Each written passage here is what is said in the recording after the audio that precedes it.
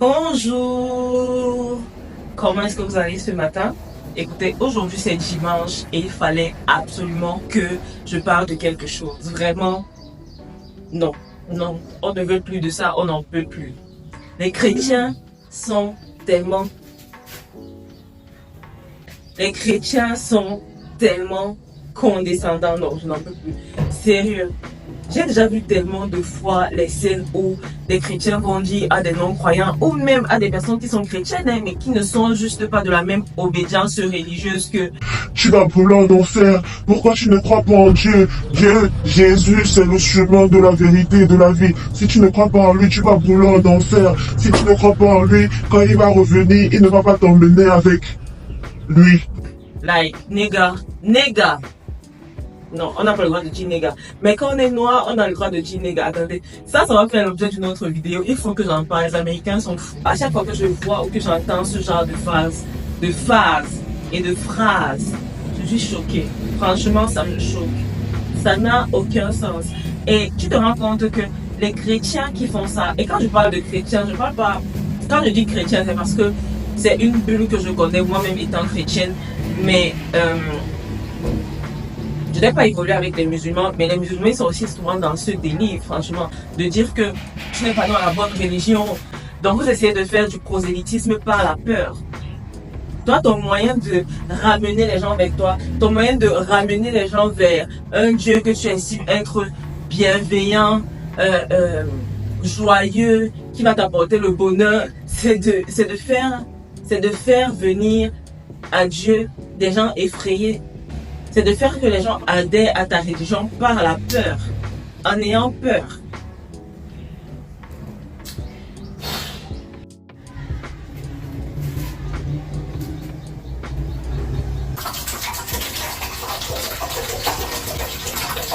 Et je sais que c'est un sujet délicat. Franchement, je sais que c'est un sujet délicat. Et c'est tellement compliqué de parler de religion parce que tu es toujours à deux doigts de te faire striker par les personnes qui ont un amour tellement fougueux pour leur religion. Tu es toujours à deux doigts de venir te faire encercler en mode tu blasphèmes, mais la Bible a dit que, mais la Bible, comme si, tu vois, la Bible ou n'importe quel livre, ça sent d'où ça, hein?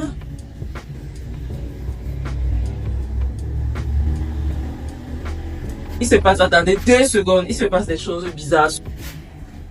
C'est quoi ça? Hein? Sérieux, il n'y avait pas ça avant.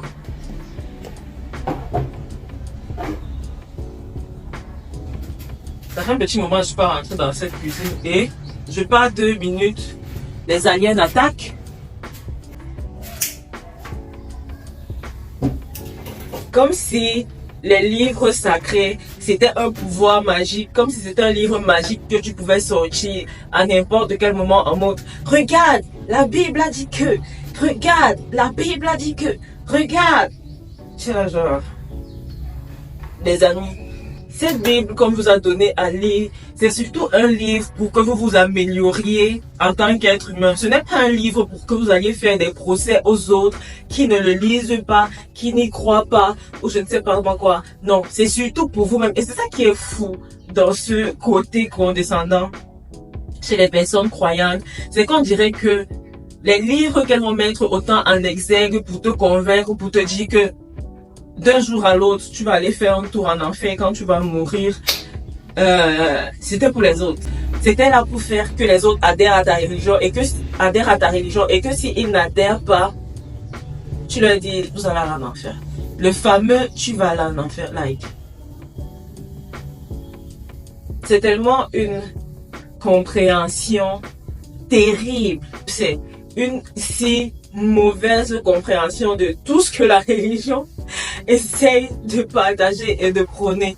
Si même Jésus-Christ dans la Bible a dit que si vous ne deviez garder qu'un seul commandement, ce serait aime ton prochain comme toi-même.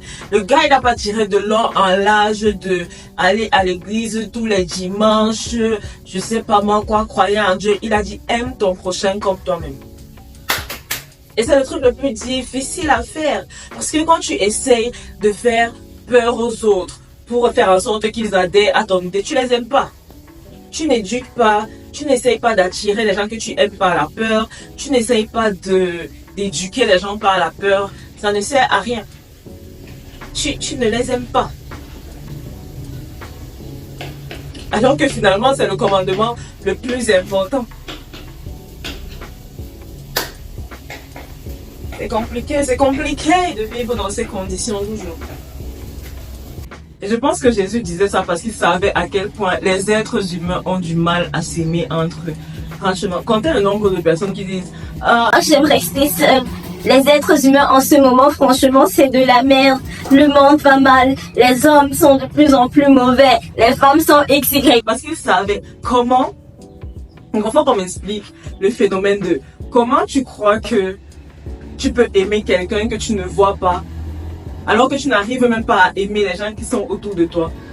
J'ai l'impression que c'est pour ça que c'est plus facile d'aimer Dieu, parce qu'on ne le voit pas, On ne peut que l'imaginer, on ne peut que le fantasmer, mais on ne le voit pas. C'est plus facile de le prier, de lui faire toutes les louanges du monde, parce que je suis sûre que si on pouvait voir Dieu, ce ne serait pas le même délire. Franchement, ce ne serait pas le même délire.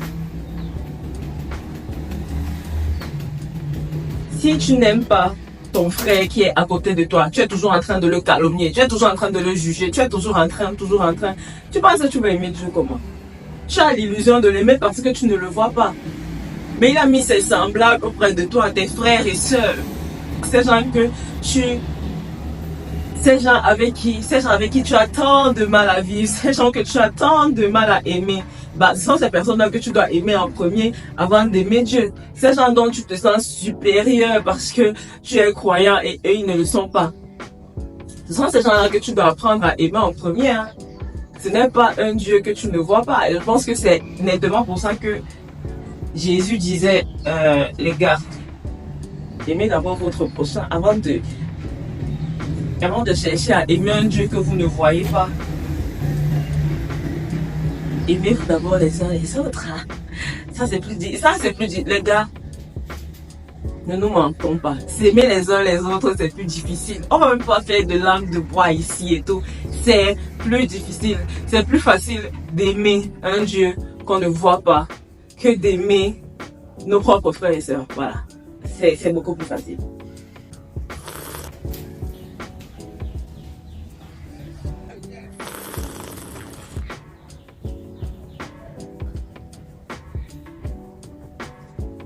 Franchement, le dimanche, c'est trop un jour chill. Il n'y a tellement pas grand chose à faire. Ça tombe bien, je vais aller me coucher. C'était quoi ce roux? I'm sorry, vous n'aviez pas à entendre ça. On éteint d'abord ces jeux de lumière. Oh! Bye. Et le truc, c'est que même quand tu veux faire du prosélytisme, fais-le bien, essaye de comprendre les gens. Les gens n'ont jamais dit qu'ils ne croient pas à une force supérieure.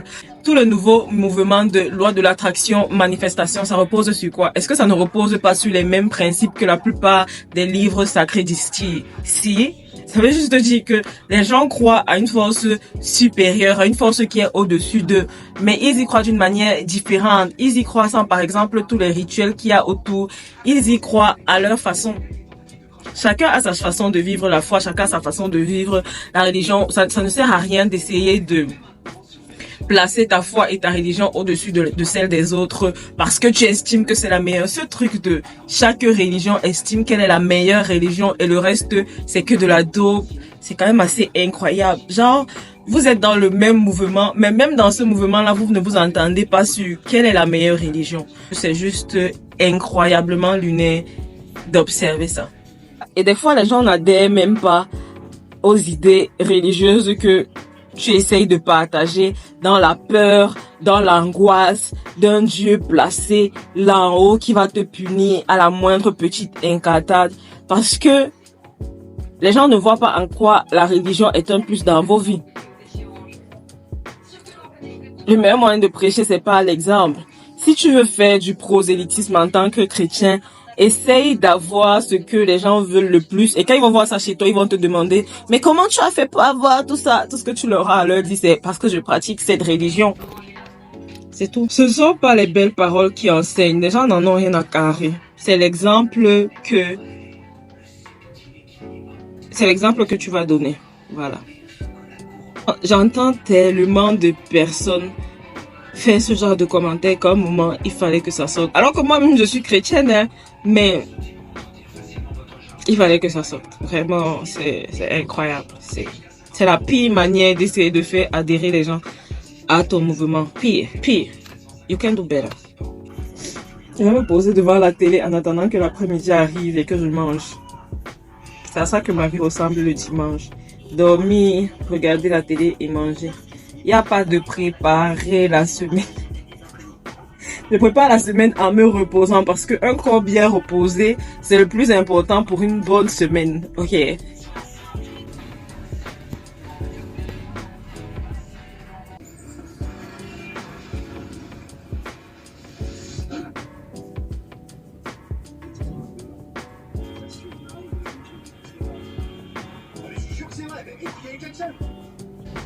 Mais après, il faut aussi dire qu'en termes de condescendance, les non-croyants aussi,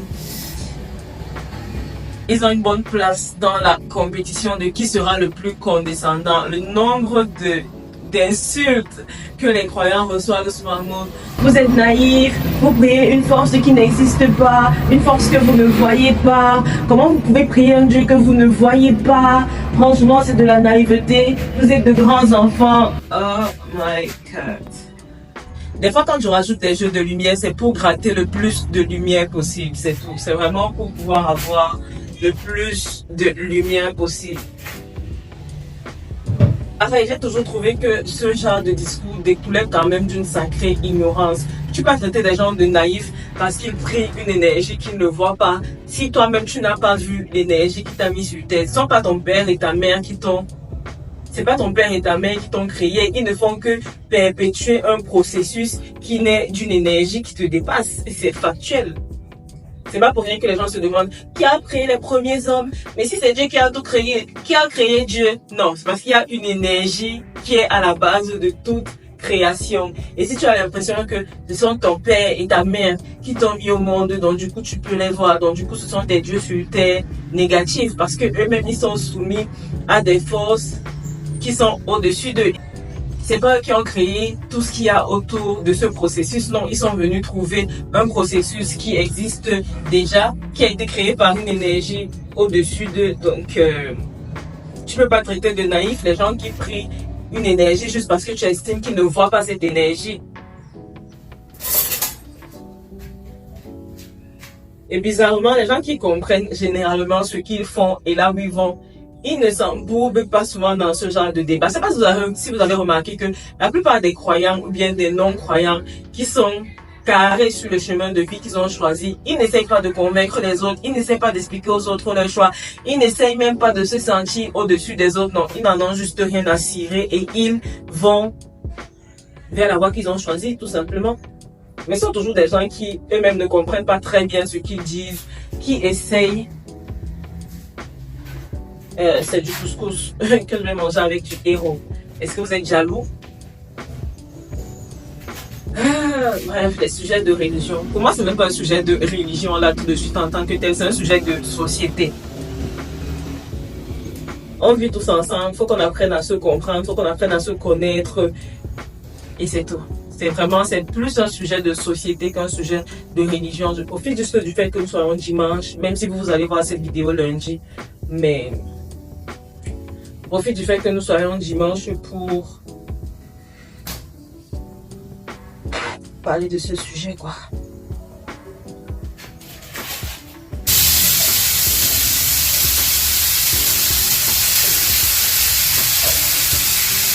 Ce qui est bien quand tu retrouves le héros, c'est que tu n'as pas besoin de rajouter d'huile ou whatever.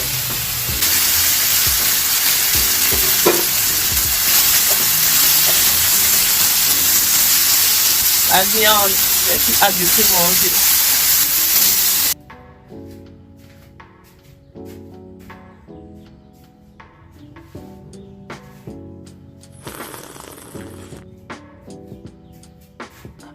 Et à un moment de ma vie, moi-même, je me suis séparée de la religion parce que je me suis dit, je ne peux pas décider d'adhérer à un mouvement aussi intime que la religion que tu décides de pratiquer Juste parce que j'ai peur que si j'agis mal, oh my God, Dieu va me punir et tout. Pour moi, ça n'avait aucun sens. Et j'ai décidé de prendre du recul pour pouvoir comprendre de manière beaucoup plus profonde des préceptes enseignés dans les livres sacrés. Au-delà de tout ce que tu lis, il y a vraiment un côté où il faut comprendre, où il faut vraiment comprendre et intégrer ce qui est dit. Si tu ne le fais pas et que tu fais juste une lecture littérale de ce qui est écrit, il y a moyen que tu passes à côté de beaucoup de choses et que tu n'arrives même pas à vivre la religion de façon intéressante et productive. Tu vois ce que je veux dire?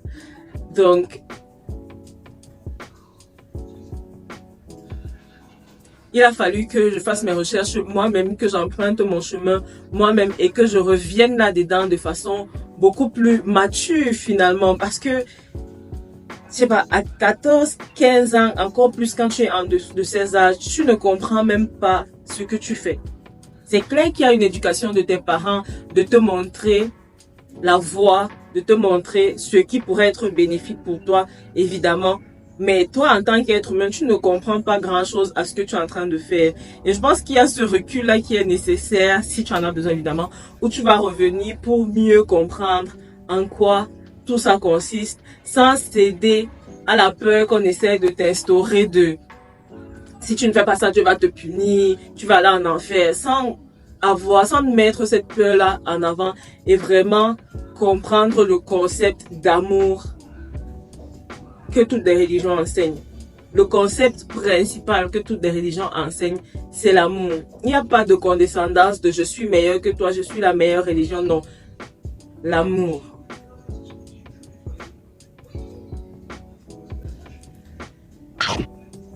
Et après la fin, le sommeil. Le héros, c'est encore plus bon qu'il ne l'était hier. Mystère et boule de gomme. Je ne vais pas vous infliger, moi, en train de manger, donc on se reprend quand je me prépare pour l'église.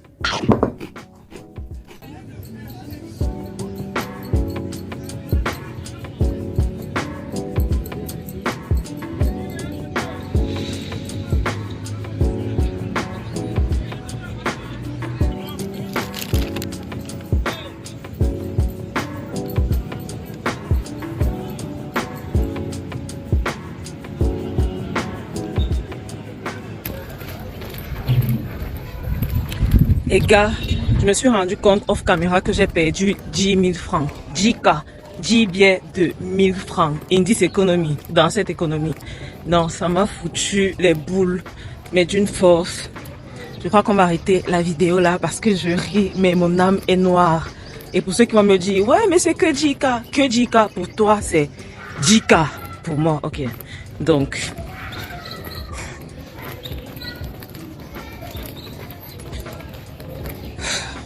on va se voir demain. De toute façon, on passe toute cette semaine ensemble.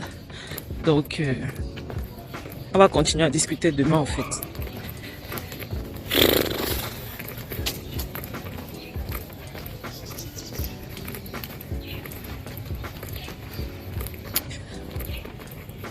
On se dit à demain. Bye.